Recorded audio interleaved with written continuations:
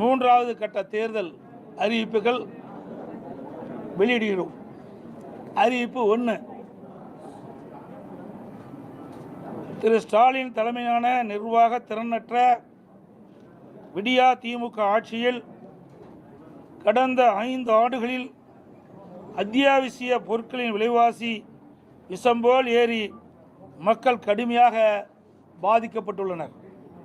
அதேபோல் திராவிட முன்னேற்ற கழக ஆட்சி அமைந்த பிறகு சொத்து வரி, வீட்டு வரி, மின் கட்டணம், குடிநீர் வரி போன்ற பல வரிகள் இந்த அரசால் உயர்த்தப்பட்டுள்ளது.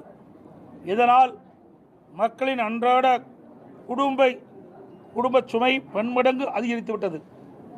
எனவே மக்களின் சுமையை குறைக்கும் வகையில் அனைத்து இந்திய அண்ணா திராவிட முன்னேற்ற கழக ஆட்சி அமைந்தவுடன் ஒவ்வொரு குடும்பத்திற்கும் கருணை தொகையாக 10,000 ரூபாய் வழங்கப்படும். அறிவிப்பு 2. வேலைவாய்ப்பு அலுவலகங்களில்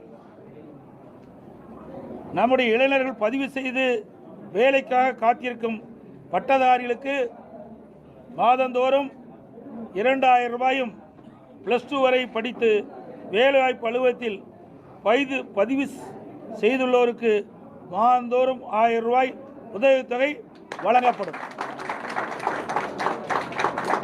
அறிவிப்பு 3.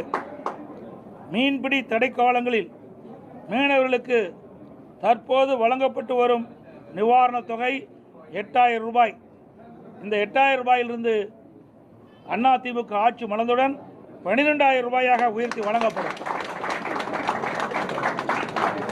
ஒவ்வொரு ஆண்டும் தைப்பொங்கல் அன்று வழங்கப்பட்டு வரும் பொங்கல் தொகுப்புடன் சேர்ந்து 1000 ரூபாய் பொங்கல் பரிசாக வழங்கப்படும்.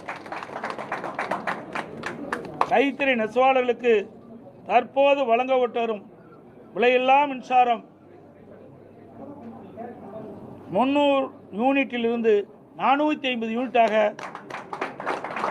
உயர்த்தப்படும். விசைத்தறி நெசவாளருக்கு தற்போது வழங்கப்பட்டு வரும் 1000 யூனிட்டிலிருந்து 1400 யூனிட்டாக விலையில்லாமல் அவர்களுக்கு உயர்த்தி வழங்கப்படும். நகர பகுதியில் நடைபாதை ஓரமாக கடை வைத்திருக்கும் சிறு வியாபாரிகள் கூட்டுறவு வங்கியில் வாங்கிய கடன் முழுவதும் தள்ளுபடி செய்யப்படும்.